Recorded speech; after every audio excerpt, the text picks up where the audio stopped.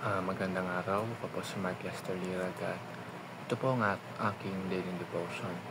Ano ang pinaka-biblical na nakaturuan tungkol sa end times na tinalakay po ni Pastor Russell Ocampo sa 365 daily devotion. Ang Bible verse po yung araw ay galing sa Isaiah chapter 9 verse 6 to 7. Sabi ko ay, "For to us a children is born, to us a son is given, and the government will be on his shoulders. And he will be called Wonderful Counselor, Mighty God, Everlasting Father, Prince of Peace. Of the greatness of his government and peace there will be no end. He will reign on David's throne and over his kingdom, establishing and upholding it with justice and righteousness from that time on and forever. The seal of the Lord Almighty will accomplish this." Ang topic or concept ngayong araw is tungkol sa post-millennialism. Ang post-millennialism ay ang paniniwala na babalik si Kristo pagkatapos ng isang mahabang panahon ng kapayapaan at tagumpay ng Ebanghelyo dito sa mundo.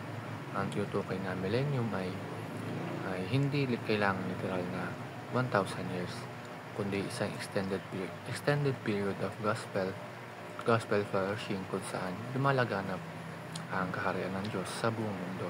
Sa panahong ito, hindi lang basta mas maraming tao ang naliligtas, kundi maapektuhan pati ang kultura, gobyerno at buong lipunan sa pamamagitan ng impluwensya ng simbahan.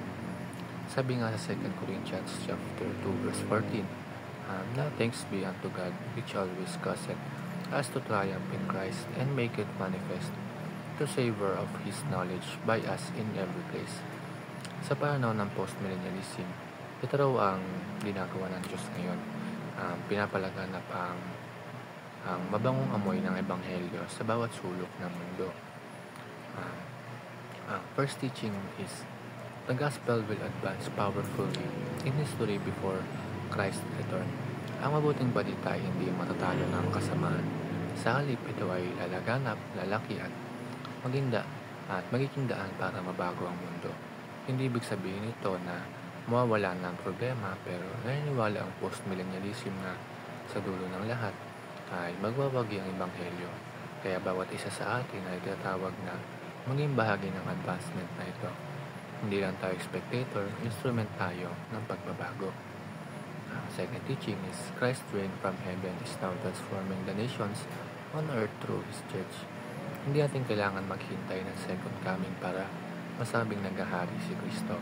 Ngayon pa lang, siya ay nakupo na sa trono. At paano niya ipinapakita iyon? Sa pamagitan ng kanyang simbahan, ikaw at ako, sa bawat act of love, sa bawat proclamation ng Ebanghelyo, sa bawat buhay na nababago, yan ang ebidensya na naghahari na si Kristo. At ang last teaching is, the millennial reign of Christ is a real, ongoing era of kingdom influence, not merely symbolic. Para sa post-millennialism, hindi ito basta-bastang metaphor. Ang millennium ay isang tunay at aktibong panahon ng paglago ng kaharian ng Diyos. This is not future hope lang. This is our present reality. Habang tayo ay nagtatrabaho, naglilingkod sa Diyos at nagbabahagi ng Ebanghelyo sa ibang tao, bahagi tayo ng ongoing reign ni Kristo. Hindi tayo nagtatrabaho in vain. Lahat ng ginagawa natin ay may eternal impact.